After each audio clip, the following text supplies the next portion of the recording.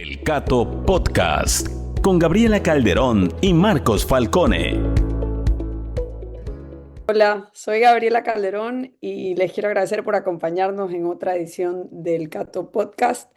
Hoy nos acompaña Edmundo Rivera, quien es socio fundador y Chief Economist de EPR Capital.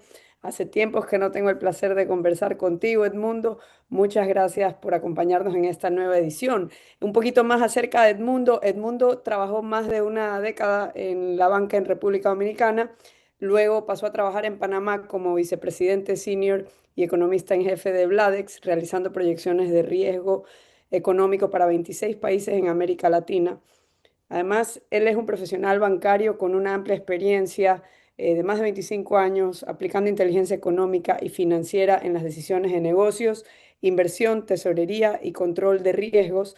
Ha participado en juntas directivas y diversos comités y se ha especializado pues en análisis de inversión y fondeo, estudios económicos y riesgo económico y sectorial, particularmente en América Latina y Estados Unidos. Edmundo, muchas gracias por acompañarnos. Yo quisiera empezar por preguntarte, en este año que ha sido muy movido, ya no tanto como los años anteriores que hubo pues pandemia y después los conflictos, este año viene por una incertidumbre un tanto sorpresiva por parte de la política comercial en los Estados Unidos. Y ya pasando pues 3 meses después del supuesto Día de la Liberación, yo quería preguntarte cómo está impactando esto a América Latina. Bueno, primero, muchas gracias por la invitación, Gabriela. Para mí un honor estar con ustedes, sobre todo con el Cato Institute, que para mí una hermana institución que le tengo mucho aprecio y mucho cariño. Sí, yo creo que cuando uno es analista de América Latina, creo que todos los años prácticamente empiezan iguales, llenos de incertidumbre, análisis de los fundamentos. En el caso de América Latina, esta vez con el entorno global, el tema número uno es que sale mucho en los medios de comunicación y en las redes sociales, es el tema de aranceles, obviamente, porque depende mucho de la política económica que viene del primer país del mundo, vamos a decir Estados Unidos, en ese sentido. Pero hay que entender algo antes de empezar. Yo creo que cuando uno analiza América Latina, quiero separar la respuesta en dos partes, si me permite, Gabriela, Sí, porque, claro, sí, está bien. y quiero reafirmar ese punto. Cuando uno analiza América Latina, uno entra mucho en una especie como de cueva de ignorancia, pero no quiero ser crítico con esa palabra, sino que entendemos como América Latina como un solo ente, un solo objetivo de análisis, y es incorrecto. Yo recuerdo una frase que yo aprendí del gran intelectual argentino Borges, que a él le preguntaron una vez qué opinaba de América Latina en Inglaterra, en una entrevista con un periodista, y él se molestó bastante, y él dijo, yo no conozco un latinoamericano, yo lo que conozco es un argentino, un hondureño, un panameño, un ecuatoriano, un dominicano, y lo que estaba caracterizando es que América Latina es un conjunto de países que si bien tenemos una lengua común prácticamente, bueno, exceptando un poco Brasil y otras islas caribeñas, pero en términos generales, hablando español, estamos hablando de que desde México, haciendo frontera con Estados Unidos, hasta el Cono Sur, donde comparte el Cono Sur, Chile y Argentina, cada uno de los países tiene sus diferencias, sus características. Y ahí viene el análisis. Entonces, no es lo mismo el impacto que puede haber, por ejemplo, un aumento de los precios de petróleo en Ecuador, en tu país, Gabriela, que lo que puede tener Claro. un impacto, ese aumento de precios de petróleo en Centroamérica y en Dominicana. Dicho esto, para eso es importante la metodología del análisis. Si no, estaríamos haciendo un análisis de ascensor, de sube la variable, sube el PIB, baja la inflación, y no hay un criterio o un análisis con fundamento, con razonamiento, hasta una narrativa de por qué explica las cosas. Y tú me conociéndome a mí, por eso que la historia, sobre todo la historia económica en América Latina, es fundamental entenderlo. Dicho esto, si vemos, más adelante si quieres explico la metodología, pero si vemos el caso de Estados Unidos con los aranceles, obviamente el foco número uno de Estados Unidos con los aranceles es con China, hay que decirlo, ese es su principal objetivo político, por decirlo así. Y esto es un elemento importante.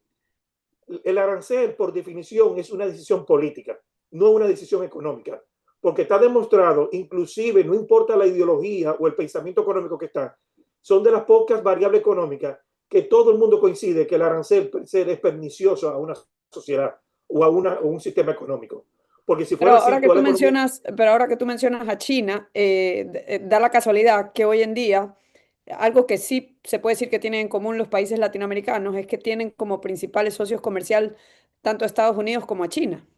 Entonces aquí hay un impacto por doble partida, ¿no? Porque también, o sea, la pregunta iba del origen de esta incertidumbre que se origina pues con la administración, la segunda administración de Trump y ese anuncio, pero también hay que ver pues cómo va a reaccionar China frente a eso y cómo impacta eso, porque parece que, como tú dices, es algo político. Entonces, en muchas negociaciones se comenta pues de que digamos, un país latinoamericano pequeño, pongamos el ejemplo de Ecuador, digamos, Ecuador tiene como principal socio comercial a Estados Unidos, pero muy importante también China. Y puede haber pues la presión política por parte de su socio comercial, Estados Unidos, de no tener un vínculo más profundo con China. Y ahí viene una cuestión, un dilema que yo creo que al que se van a enfrentar muchos países. Bueno, muy buena tu observación, ahí iba por ese camino. Si nosotros agarramos América Latina y hacemos un corte vertical, va a aparecer países, obviamente, que están dedicados a aportaciones de commodities, es decir, Sudamérica principalmente, incluyendo Ecuador. Y el otro rango son países que tienen vinculaciones de un sector de mayor valor contenido, industriales o maquilas, por decirlo así. Ahí entran México y Centroamérica y el Caribe con República Dominicana. Ahora, cuando hacemos un corte horizontal, vemos que principalmente esos países de Centroamérica y México, su mercado principal es Estados Unidos. En cuanto a Sudamérica, la mayoría de los países están concentrados hacia China, en menor medida Europa, pero hay algunos que otros países que tienen vinculación con Estados Unidos, que es el caso de Ecuador, por decirlo, y también Colombia. Ahora, esos países exportan commodities. Cuando tú ves una política arancelaria, la definición de la política arancelaria que, vamos a decirlo así, que define el gobierno de Donald Trump, es un poco, no aplica mucho para América Latina, empezando. ¿Por qué? Porque apenas 2 países de los 20 países de América Latina que tienen superávit comercial, que ya de por sí es un mal análisis, hay que decirlo. Y en este caso sería México, que el 80% de sus exportaciones están dirigidas hacia Estados Unidos por el Tratado de Libre Comercio con Estados Unidos y Canadá, y es la gran factoría donde produce bienes industriales como automóviles, electrodomésticos y otro tipo de bienes transables de líneas blancas hacia Estados Unidos. Y el otro país, curiosamente, es Costa Rica, porque tiene una economía muy integrada con el sector exportador con Estados Unidos. Pero si vamos a los países de Sudamérica, incluyendo Ecuador, son países deficitarios. O sea, al revés, exportan más desde Estados Unidos, es decir, traen importaciones de Estados Unidos que los que exportan hacia Estados Unidos. Ya de por sí no deberían aplicarle aranceles, sin embargo se lo aplicaron. Ahora, 10%, claro. O sea, el 10%, exacto. Ahora, con respecto a China, hay que decirlo, si obviamente la gente dice, bueno, hay que esperar cuando se estén aplicando efectivamente los aranceles, cuál va a ser el impacto definitivo.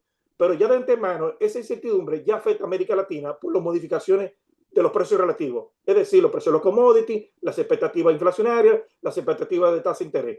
Por definición, una economía mundial con menos comercio exterior afecta negativamente a economías como América Latina. claro, y entonces, digamos, no se salva América Latina a pesar de no recibir las tasas más altas, los aranceles más altos. Y ahí yo te quería hacer como que una pregunta. Eh, los países de América Latina que, digamos, no son ajenos tampoco al impacto que fue o que implicó la pandemia, que es un impacto no solo de ese año, sino que muchos estados terminaron cargados de deuda. Entonces, lo que yo te quería preguntar es, ¿cómo ves el perfil, digamos, de deuda de los estados en América Latina post pandemia?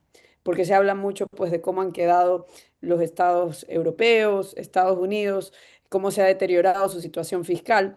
Y bueno, pues América Latina, incluso antes de la pandemia, pues había muchos países como Ecuador que ya estaban en una situación fiscal precaria. Entonces, eso te quería preguntar, ¿cómo ves el manejo de la deuda alrededor de la región?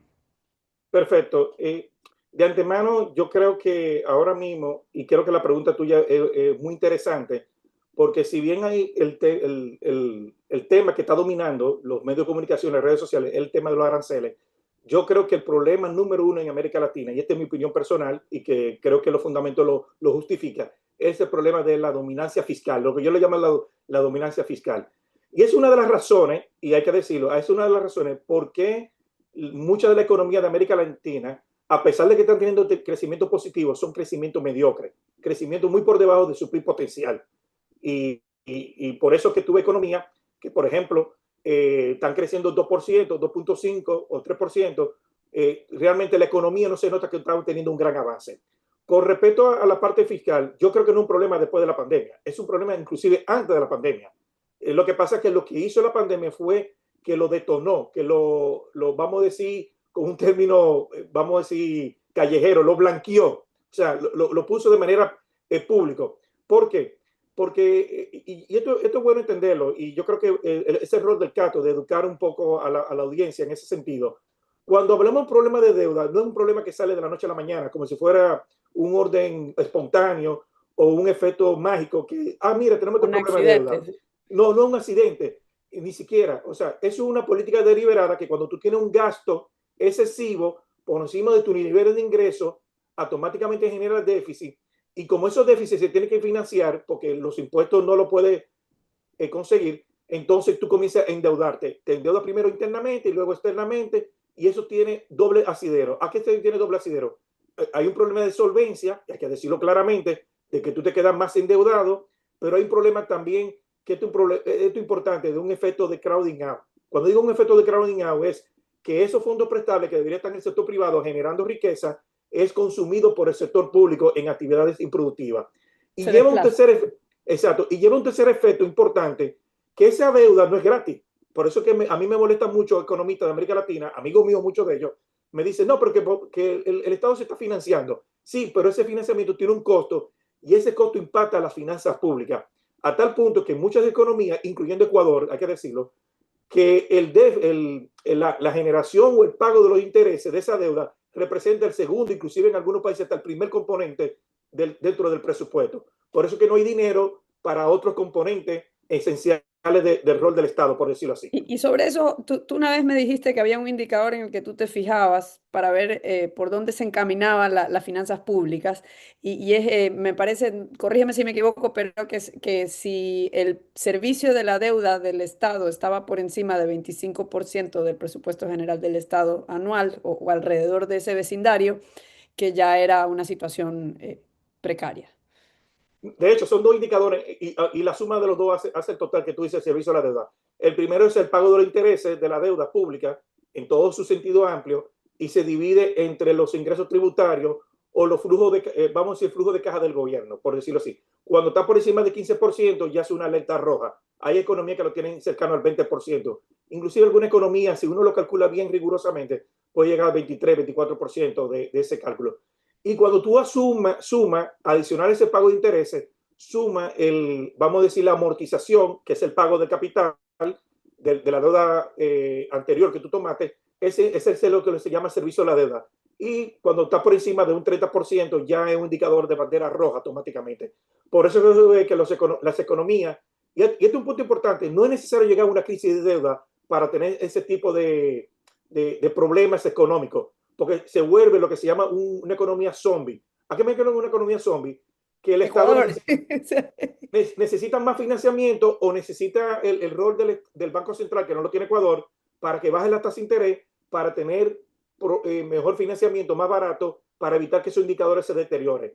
Y ese es el problema que también que en muchas economías llega a una situación que inclusive en la recaudación fiscal, y ahí podemos entrar en todo un análisis, esa recaudación fiscal ni siquiera cubre los gastos corrientes y por eso tú ves muchas veces en algunas economías vecinas tuyas, como Colombia, inclusive ya economías que tienen bajos niveles de endeudamiento, como Perú, Chile, de hablar de futuras reformas tributarias porque no da el gasto total de la economía es suplido por el nivel de recaudación obtenido. Pero el problema es que una economía con alto nivel de endeudamiento, donde se está pagando mucho intereses, afecta el crecimiento económico en todo sentido de la palabra.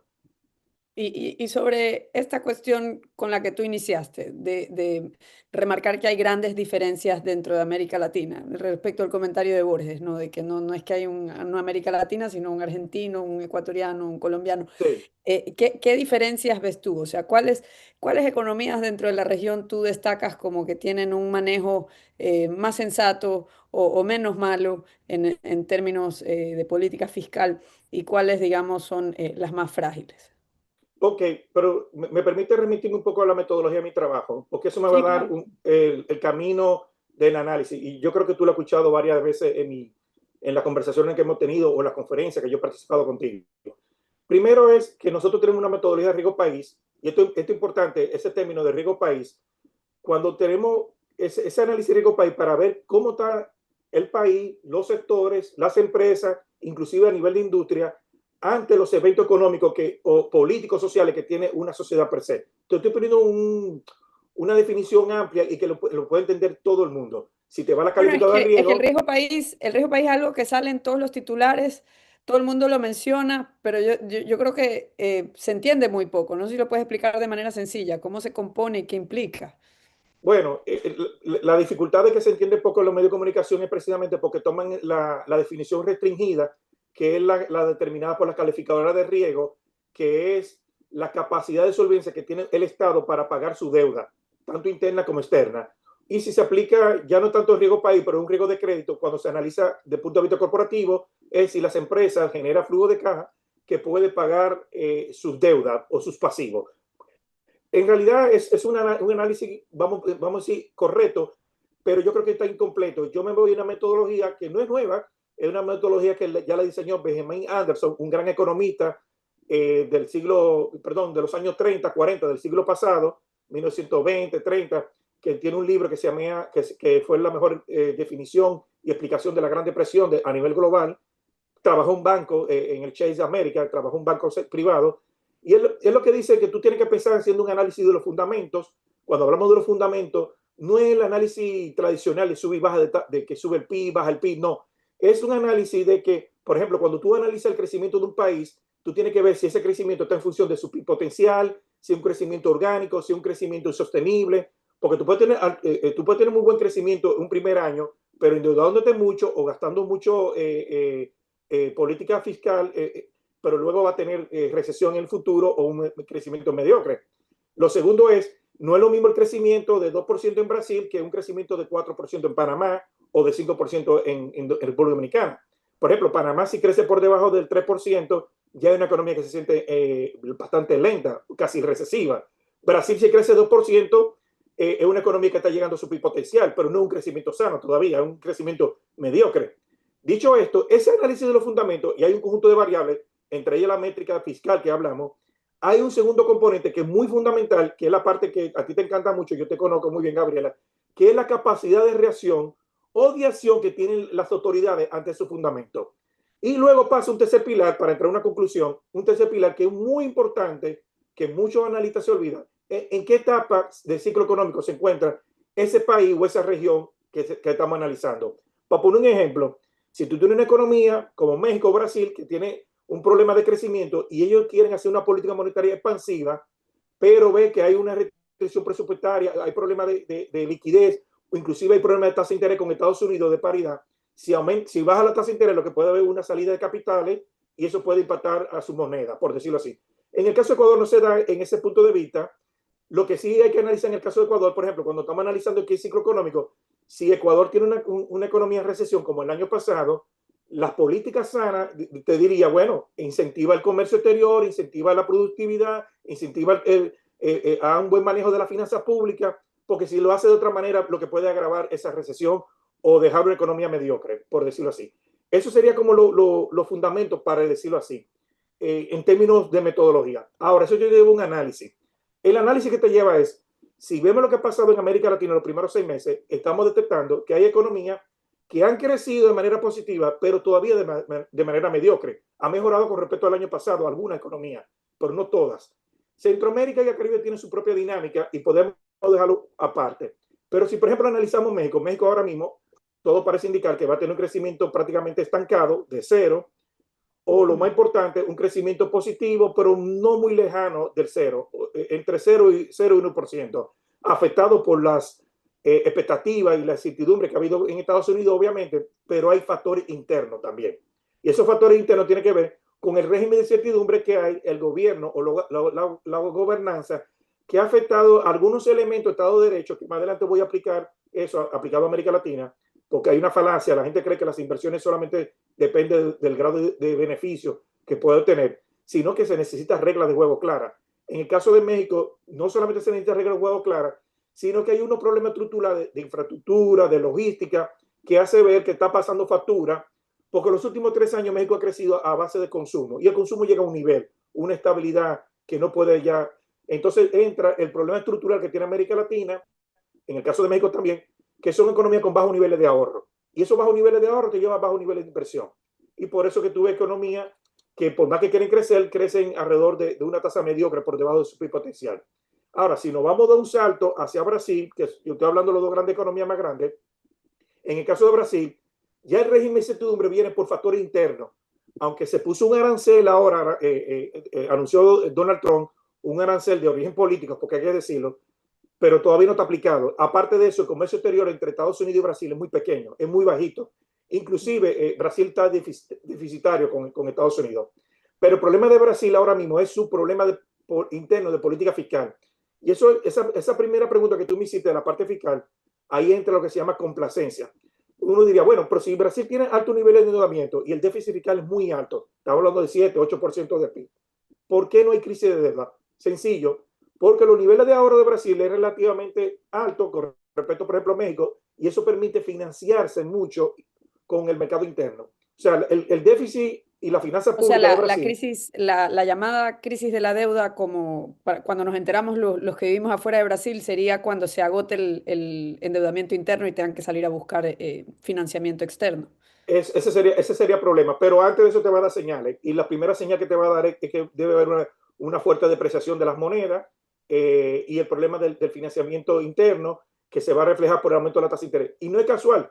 Yo creo que no hay que esperar crisis de deuda cuando tuve una economía, porque Brasil es un monstruo, hay que decirlo, un monstruo económico, es un gran país que tiene muchos factores, pero tú ves el sistema tributario de Brasil, es muy complejo, un laberíntica, o sea, muy laberíntica, y hay otro elemento importante, el costo capital de Brasil es muy alto. Tú tienes una tasa, por eso que tú tienes una tasa de interés muy alta en términos nominales y reales. Ahora mismo está alrededor del 15%, si bien recuerdo, aunque la inflación está un 5%. Pero una economía débil que de que comienza tú a afectar las expectativas de la finanza pública, inmediatamente se transmite hacia expectativas de inflación. Y por eso que el Banco Central tiene que tener políticas monetarias. Si quieres, yo te dejo esos dos grandes países. No sé qué otro país te interesa saber más adelante. Sí, no, bueno, durante el último año y medio, un país sudamericano que ha acaparado titulares alrededor del mundo es Argentina. Se siente en estos titulares mucho optimismo acerca del gobierno de Javier Milei. ¿Tú ves, en base a esta metodología, tú ves un cambio de paradigma, una especie de cambio de régimen? ¿Cómo lo ves tú? Ok, te voy a dar la primera respuesta larga. Sí, esa es la primera respuesta larga. Ahora viene la segunda respuesta larga, que será más corta. Y ahí entran las más palabras. Yo estoy en el grupo de los optimistas moderados, pisando tierra. Yo entiendo, por cierto, lo conozco muy bien personalmente a Milei. Milei trabajó hace mucho tiempo en una banca, no voy a mencionar su banco, y lo conozco desde esa época. Y luego vi su transformación hacia un político con un pensamiento establecido. Pero yo quiero irme un paso atrás, si me permite, Gabriela, y creo que estamos en una institución que merece ese tipo de análisis. Yo creo que el gran legado que está dejando Milei es que cambió el discurso y llevó a un cambio de paradigma de punto de vista de la batalla de las ideas. Y era necesario en América Latina. Más allá que uno puede estar a favor o entender otro tipo de elementos, de decir de una forma mucho más moderada, otro mucho más agresiva, eso no entra en el análisis mío. Lo que sí entra en el análisis mío es cuando tuve un país como Argentina que tenía mucho tiempo con políticas equivocadas, malas políticas, por decirlo así, donde está la definición clara de populismo, clientelismo y un conjunto de mala administración de una economía con muchos recursos, hay que decir esto, con muchos recursos, pero muy, muy mal administrado, uno ve como una energía muy positiva, una ola de viento fresco, lo que está haciendo Milei en ese sentido. Algo fundamental que está haciendo Milei es que le ha dado importancia al rol de la política, de la política fiscal sana y estable, la más llamada austeridad, porque yo no quiero entrar en ese debate, pero yo creo que él ha logrado el ajuste a través de un superávit primario y de un déficit prácticamente cero. Eso ha sido un mensaje muy positivo de que es el ancla de la economía. Hay dos reformas madres en América Latina que tenemos que tener pendientes, que es tener una finanza pública sana y sobre todo una apertura comercial, que incluyendo ahí la reducción de aranceles y reducción de barreras arancelarias. Creo que Milei se está dirigiendo a esa parte y creo que hay permeado al discurso en toda América Latina, no a la velocidad que yo quiero, pero ya hay un espejo donde la gente se está mirando diciendo, sí es posible tener finanzas públicas sanas, apertura comercial, y eso va en favor del crecimiento, porque son reformas Bueno, reales. y en Argentina la discusión de la inflación cambió, ¿no? Porque había toda una discusión bizantina para los que no somos argentinos acerca de cómo controlar la inflación y lo importante que, el impacto que tiene pues la política fiscal en un país con moneda propia que no es de aceptación universal, digamos, controlar el déficit fiscal para controlar la inflación. Eso, por ejemplo, se demostró en la práctica de que por ahí se puede controlar la inflación, pero también otra cosa es que se ha demostrado que puede ser políticamente viable y rentable realizar ese tipo de ajuste. Ahora tú ves que frente a este cambio de paradigma hay algunos riesgos, algunas vulnerabilidades a las que se enfrenta la economía argentina. Claro, y esa era la segunda parte de la respuesta de tu pregunta anterior y ahora reafirmada con esta pregunta, es la parte del manejo de la política monetaria.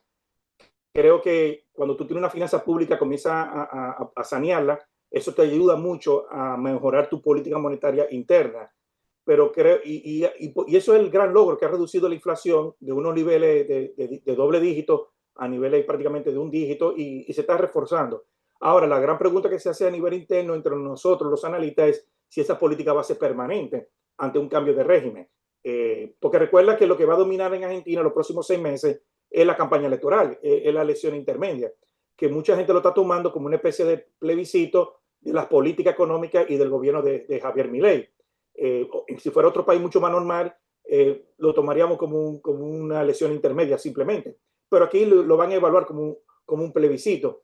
Yo pienso que dadas las restricciones políticas, y hay que decirlo, inclusive presupuestarias, creo que Milei está haciendo lo que él cree que puede estar haciendo con estos elementos. A mí me hubiera gustado una mayor velocidad inclusive el tema de la dolarización debería estar en el tapete, de mucho más clara, mucho más transparente, pero creo que se ha quedado todavía con algunos elementos que no son culpa de Milei, que vienen del gobierno, los gobiernos anteriores, por ejemplo, el cepo cambiario, el El impuesto control cambiario, o sea, el control cambiario y los impuestos que tienen que ver con las exportaciones todavía, sobre todo las exportaciones agronegocios, en la soja, por ejemplo.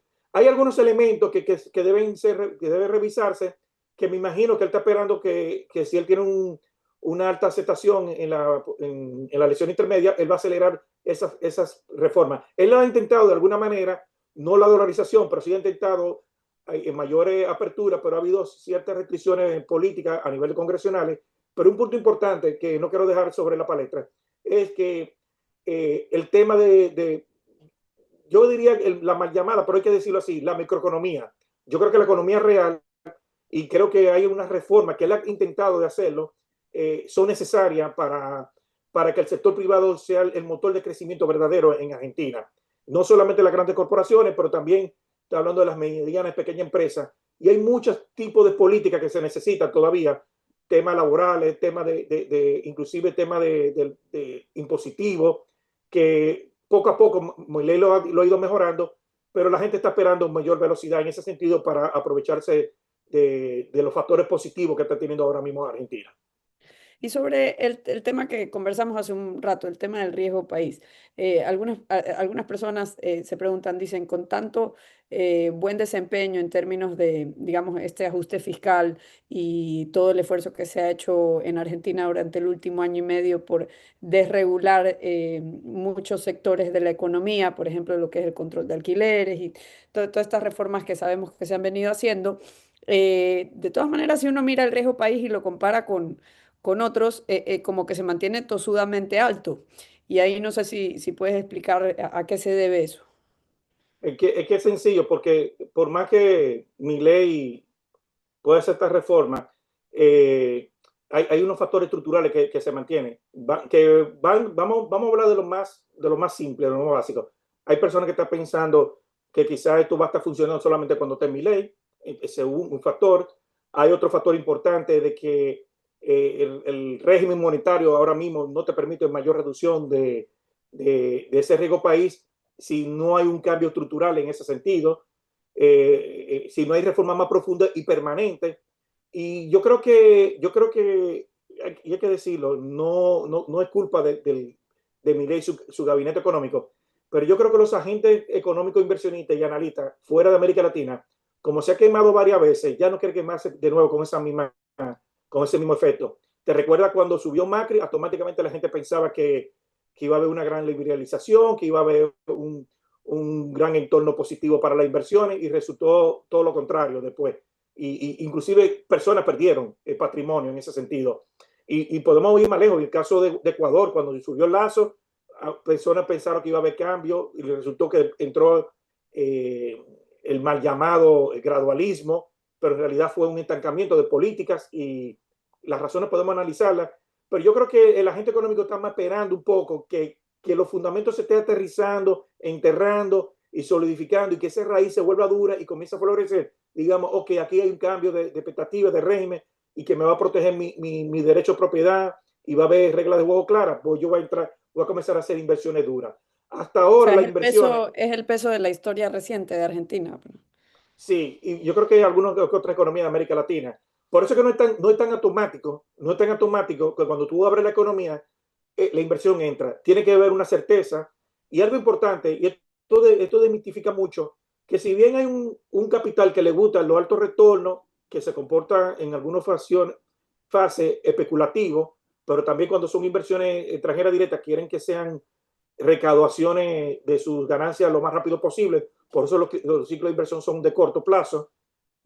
Eh, yo creo que es importante definir de que la gente, cuando va a hacer una inversión, y esto lo he conversado con muchos inversionistas, lo primero que comienza a ver es cómo está el sistema judicial, cómo está la regla de juego, cuál es la garantía política que le ofrece. Inclusive, no hay que esperar a un gobierno que cambie. Si tú cambias hasta un ministro, se da situaciones en alguna economía que cuando tú cambias un ministro, prácticamente tú estás empezando de cero. Te cambia las reglas de juego, te cambia las definiciones. Alguien veía la letra A y ahora la gente está viendo la letra B. Eso genera ciertas resistencia a hacer inversiones en estos países, en América Latina. Digamos, en tu experiencia analizando países, 26 países alrededor de la región, digamos, durante la última década, ¿qué países tú destacas como estrellas en cuanto a crecimiento? Ok, ¿Y qué países los ves como estancados, así? ok, Digamos, como un ranking así de los top y los peores. muy buena pregunta. Y esa es la pregunta que me hacen mucho cuando estoy dando conferencias o estoy dando mi servicio privado. Y lo hablo de manera general, pero primero hay que decir algo. América Latina tiene y yo lo toqué de manera quizá no tan organizada como lo voy a decir ahora. América Latina tiene un problema de productividad, hay que decirlo. Y yo creo que lamentablemente América Latina se ha quedado estancado en cuanto a reforma. Tú te recuerdas, Gabriela, en los 90, que estaba de moda, y ha habido reformas muy puntuales, pero como país haciendo reformas, inclusive ha habido un retroceso. Cuando tú analizas lo que ha pasado en Chile, en Perú, inclusive Colombia, ha habido retroceso. En el caso de Ecuador, yo creo que los retrocesos se ha dado la seguridad, pero cuando uno ve y dice, bueno, fueron reformas, mal llamadas reformas que te hicieron más daño a la economía. Dicho esto, América Latina está en una complacencia donde simplemente está vendiendo lo que produce. Y suena como un cliché, pero es que lamentablemente si yo produzco commodity, yo voy a tratar de vender commodity. Pero en realidad América Latina no está produciendo lo que se demanda realmente. Uno dice, pero vean qué punto, ¿qué significa eso? Porque si yo estoy vendiendo porque alguien lo está demandando. Sí, pero tú te estás quedando una parte de la economía. Y por eso que No, pero incluso en commodities, hablando del caso de Ecuador, la productividad en eso ha caído, pues. O sea, exacto. incluso si te dedicas a vender solo esos productos primarios, también vemos que eso ha caído en algunos lugares. Y no vamos más lejos, depende de factores externos, porque cuando tú vienes a ver, tú tienes el mismo producto, el mismo volumen, pero lo que hubo un aumento de precio, entonces está aumentando las exportaciones. Y dice, bueno, está aumentando las exportaciones, pero si tú lo ves, ese producto del término per cápita, en el caso de Ecuador, que lo he analizado, está en niveles prácticamente mediocres. O sea, y ni hablar de la inversión extranjera directa, por decirlo así. Es de los países con la menor inversión extranjera en toda América Latina y del mundo, por decirlo así. No tanto en valores absolutos o nominales, sino también en términos per cápita. Entonces tuve economías que tienen alta tasa de crecimiento y ahora están relativamente con un crecimiento mucho más mediocre o por debajo de su PIB potencial. En el caso de Panamá, ahora recientemente República Dominicana. Esas son las economías que tenían alta tasa de crecimiento, inclusive Panamá llegó a tener crecimiento de 7, 8%. Ya la gente decía 10 años atrás, hay que crecer no tasa china, sino tasa panameña. Bueno, ahora mismo Panamá está creciendo 3, alrededor del 3%, por decirlo así. Dominicana está alrededor del 3%, por debajo del 2%, aunque tuvo un crecimiento bueno el año pasado de 5% dentro de su parámetro. Lo que quiero decir con esto es que son economías dinámicas como que tienen economía diversificada, como Panamá, República Dominicana. Hay economías que tienen crecimientos naturales, que son un poco volátiles. En el caso de Guatemala, estoy mencionando los países centroamericanos para irme ya a los países grandes. Cuando voy a los países grandes, se da un entorno de que México depende de Estados Unidos. Como va a Estados Unidos, va a México. Y tiene un crecimiento más o menos alrededor del 3%, cuando 5 o 6 años tenían un crecimiento de 4,5, 5. Todavía mantiene grado de inversión. Ahora, si nos vamos a otras economías como Brasil, y en el caso de Colombia, Colombia creciendo un poquito mejor que Brasil, pero más volátil en los últimos años, pero han perdido su grado de inversión. Por eso es que es importante entender, si bien tiene crecimiento, pero ha perdido su grado de inversión. Colombia lo perdió hace 3 años, 2 años y medio más o menos, y Brasil lo perdió hace 10, 8 años más o menos, cuando tuvieron la crisis que tuvieron económica y política. Y en el caso de Chile, Perú, si bien tiene grado de inversión, en el caso de Chile tiene el mayor grado de inversión en América Latina, pero la excepcionalidad que tenía Chile ya se perdió. Entonces tuve crecimiento que cuando tú tenías 10 años crecía 5%, ahora está creciendo alrededor de 2% y ya la gente aplaude. O sea, cuando la gente está aplaudiendo que está creciendo 2%, estamos hablando que el crecimiento per cápita está prácticamente en cero, estancado. Si vemos a América Latina como un todo, y esto es importante entenderlo, México y Brasil representan el 60% del PIB de América Latina. Por eso es que el PIB de América Latina está en 1,8, 2%. Pero cuando tú lo decompones, tú vas a ver economía con crecimiento más o menos más dinámico, y ya te lo mencioné, Panamá, República Dominicana, economías que por su tamaño de mercado son importantes y por la calificación de riesgo país que tiene, pero su crecimiento cada vez es más mediocre. En el caso de Brasil, Colombia, bueno, ya no son grado de inversión, pero estamos hablando de Chile, Perú y México.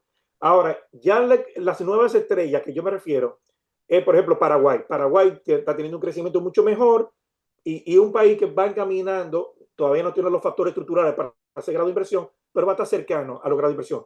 Y si Argentina sigue con la política que tiene Javier Milei, yo creo que al final de su periodo podemos hablar de una Argentina ya en el borde de una economía dinámica, porque tiene todos los recursos y tiene el potencial posible y puede recuperar ese espacio que ha perdido mucho en los últimos 15 años en América Latina. Y con respecto, por ejemplo, otra economía que ya están con problemas de crisis económica, el caso de Bolivia, Nicaragua, su crisis política. Yo no ni quiero mencionar a Venezuela, Cuba, que ya son países estancados por su régimen político y su régimen económico. Pero en el caso de Ecuador, que yo creo que está en la frontera, pero Ecuador necesita garantizar reformas estructurales, y esto es importante, reformas estructurales y que permita mayor inversión, tanto privada, pero también mayor inversión extranjera, que esté entrando flujo de capitales verdadero hacia Ecuador, que es lo que puede hacer un cambio de régimen que necesita para tener un mayor crecimiento. Y tú mencionabas, digamos, una baja productividad como un problema alrededor de la región. ¿Cuáles serían, digamos, los principales obstáculos que tú percibes para que América Latina pueda crecer más, para que, digamos, y bueno, para que aumente la productividad, que está muy relacionada a la tasa de crecimiento? Sí, aquí hay un gran debate, porque si tú agarras los últimos 40 años, 50 años, apenas 3 países tuvieron cambios positivos de su productividad. En ¿Cuáles este son caso, esos 3 países, por curiosidad? bueno, estamos hablando de Chile, por el cambio de régimen que hubo a nivel de los 70 y después se mantuvo en los 80 y tuvieron ganancias.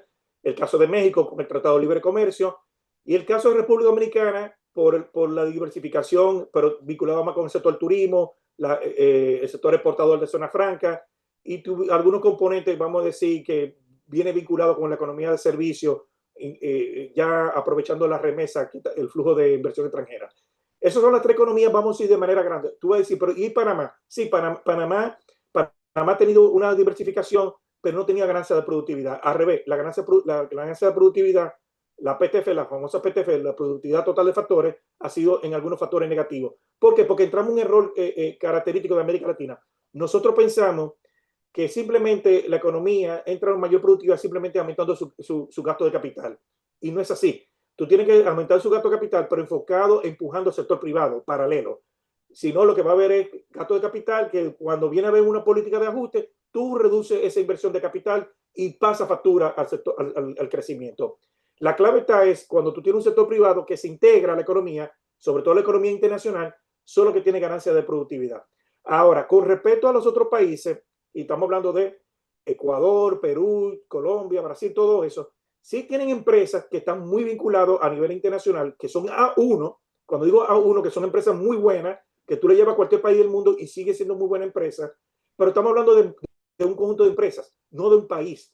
Entonces, cuando tú ves que el principal elemento, componente exportador, de, por ejemplo, de Colombia, es de alguna manera el petróleo y minerales, pero los otros sectores empresariales están dedicados más al consumo interno, a la demanda interna. En Brasil, tú tienes un sector exportador A1, exportando agronegocios, minerales, en este caso hierro, pero cuando tú vas a las otras empresas, tiene industria certificada, pero está muy determinada por consumo interno, por la demanda interna. En el caso de Colombia, perdón, de Perú y Chile, el cobre, por decirlo así. Cuando pasa un movimiento de los precios de los commodities, se resiente mucho la economía. Mientras más diversificada lo puede soportar, pero cuando son menos diversificadas, por eso es que cuando cae el precio del petróleo, Ecuador lo siente automáticamente. ¿Por qué? Porque su economía es poco diversificada. Tú dirías, pero el mundo, yo ando en Guayaquil, en Quito, veo muchas empresas. Sí, pero son empresas que están determinadas por la demanda interna. Y esa demanda interna está asociada a endeudamiento del sector público, y hay que decirlo, o el sector exportador, que es el petróleo, que te entra la divisa necesaria para mover la economía. Y sobre, tú hablas del tema de inversiones, por ejemplo, que Ecuador es uno de los países que menos inversión extranjera captó. Y esta pregunta tal vez, no sé si me vas a contestar que no ves muchas oportunidades, pero si tuvieras que decidir sobre una inversión en renta fija o renta variable en la TAM, ¿qué oportunidades ves? ¿O por dónde ves mejor el juego? ¿Por el lado de bonos de empresas que, digamos, sí están integradas al mundo o por el lado de bonos soberanos? ¿Cómo ves ese tipo de inversiones? No, hay que decir algo. Esa es otra parte de mi función, de mi trabajo. Oportunidades, perdón, Gabriela, oportunidades hay. Hay oportunidades en todos los países, a nivel empresarial, a nivel de industria. Ahora, hay un tema que no lo he tocado y lo voy a tocar ahora, voy a aprovechar. Nosotros hemos aprendido de mala manera que la política es muy importante en América Latina, y esas políticas determinan el grado atractivo que puede tener un sector o una industria específica.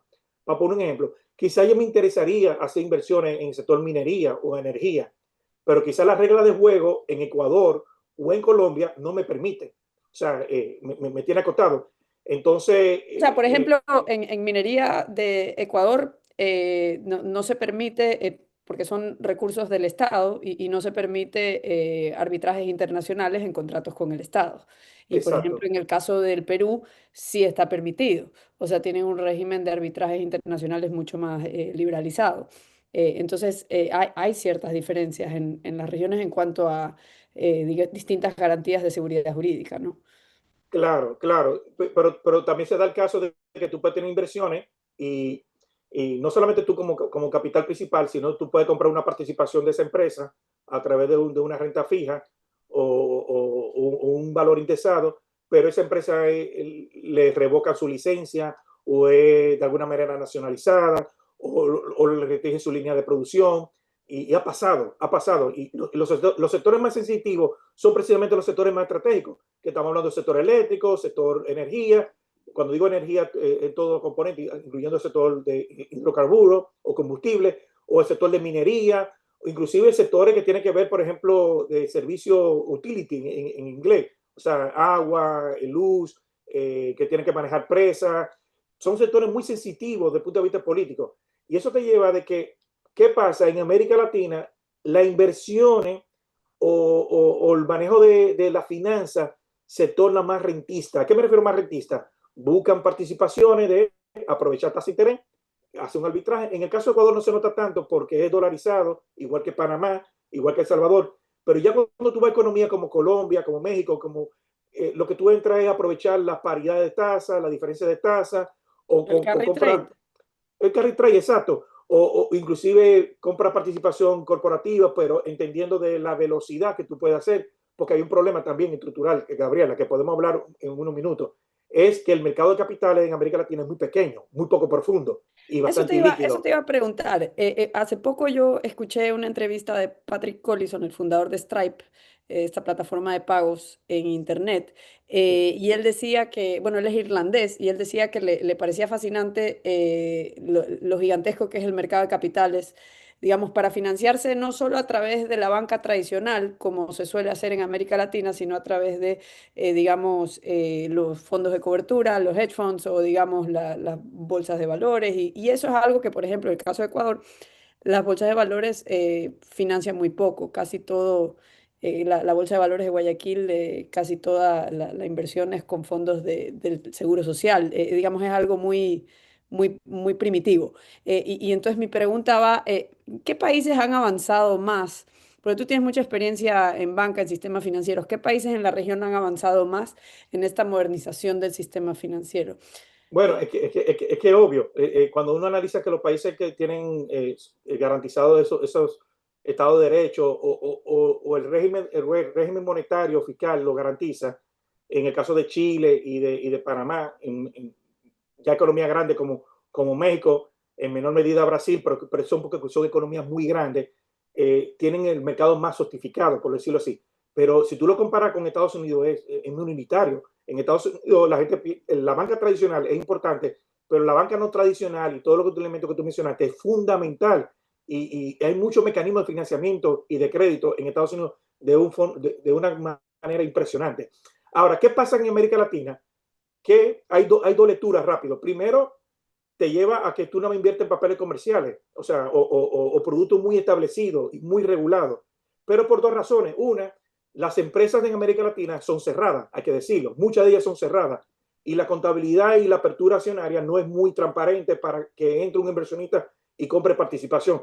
Pero lo segundo es que hay muchas regulaciones y no hemos preocupado mucho tanto las regulaciones, que por eso yo estoy muy escéptico de la inteligencia artificial en América Latina, porque tantas las regulaciones que inclusive te lleva a que cuando tú vienes a ver los fondos privados, de los family office o los fondos de pensiones, prácticamente termina invirtiendo en papeles comerciales del gobierno, por decirlo así, o en título de deuda del gobierno. Entonces, es como una nacionalización de los fondos de pensiones, no de manera es profeso, pero de manera indirecta. ¿Por qué? Porque de su cartera de portfolio de inversiones, el 60, 70% están en inversiones de papeles o deuda pública del Estado. Y uno diría, ¿por qué? Bueno, incentivos regulatorios, porque no paga, ¿cómo se llama esto? El costo de capital, le dan mayor tasa de interés y lo más importante, la provisión por nivel de riesgo es cero. ¿Por qué? Porque considera que el Estado es libre de riesgo, por decirlo así. Pero entonces el mercado se vuelve muy pequeño, muy poco transable y muy poco líquido. Bueno, este es el efecto de desplazamiento, ¿no? O sea, digamos, Claro. es parte de los fondos prestables que se desvían hacia el sector público. Y ya Y, para ir, perdón, y hay un punto importante, tú tienes que tomar en cuenta el sistema tributario, que es muy complejo y casi es anticrecimiento, anti ese tipo de política de mejoramiento del mercado de capitales. y para ir concluyendo, Edmundo, si tú pudieras elegir una o dos reformas que le recomendarías a los ministros de finanzas en América Latina, ¿cuáles serían las más importantes? Bueno, para mí las finanzas públicas deberían organizarlas mucho más eficiente, más organizada. Debería estar pensando un enfoque de quitar no solamente la parte de los números per se, y hay que revisar en qué está el Estado gastando, revisar esos valores y provocar una reforma tributaria mucho más neutra. Cuando digo neutra, no aumentar impuestos sobre impuestos, sino que se recauda lo más posible, pero con las menores tasas y que sean mucho más económicas y más fáciles de recaudar. Pero algo fundamental también eliminación de o reducción de la permisología, de la tramitología, las regulaciones. Tratamos de copiar lo que está haciendo Europa, Estados Unidos, pero no entendemos nuestra propia economía y por eso tenemos problemas en tipo regulatorio. Y una segunda fase, yo creo que va paralelo también, es revisar lo que tiene que ver con la apertura comercial. Cuando hablo de apertura comercial, es todo el elemento de inversión extranjera, no solamente arancelaria, barrera arancelaria, y permitir que sea una economía mucho más dinámica. Y tercero, hay que tratar de tener el mejor régimen monetario posible. Y ahí digo lo que dicen los americanos, sound money, o sea, un dinero sólido. Si hay economía que tiene que dolarizar, bueno, que se dolarice. Si hay economía que tiene que tener mejor régimen monetario, que lo tenga. Pero estas tres variables son fundamentales. Sin eso no, más allá de los otros elementos que podemos mencionar de reforma de tercera generación. Y dada dada la volatilidad Perdón. de América Latina, dada la volatilidad, ¿cuáles tú crees que son más difíciles de revertir? Porque los gobiernos cambian en teoría cada 4, cada 5 años, dependiendo del periodo electoral en cada país. Ese punto de que si tú tienes una finanza pública sana y un régimen monetario sólido, no importa la estructura que tú tengas, pero que sea un régimen monetario sólido, que no financie la finanza pública, que esté cortado de raíz, son medidas que son muy difíciles de revertir. Por lo menos un gobierno, un periodo establecido o dos periodos establecidos, por decirlo así. Un punto que no quería, no menor, hay que darle mucho seguimiento al tema de la revolución de la inteligencia artificial, pero en América Latina lo están malinterpretando como un problema de manejo de data, o no, es algo mucho más profundo, mucho más importante, que es un cambio de régimen de la parte laboral, de la parte de la relación de las empresas, y me voy más lejos. Inclusive se puede hablar de algunas líneas de profesionales que prácticamente no van a desaparecer, pero van a estar muy diferentes a lo que estamos pensando hoy en día. Claro. Bueno, te quería agradecer por acompañarnos esta semana. Espero te podamos tener en otra ocasión. Daba para mucho más la conversación. Hemos estado Sí. conversando con Edmundo Rivera en esta última edición del Cato Podcast. Muchas gracias por acompañarnos. Muchas gracias, Gabriela. Muy amable de tu parte. El Cato Podcast con Gabriela Calderón y Marcos Falcone.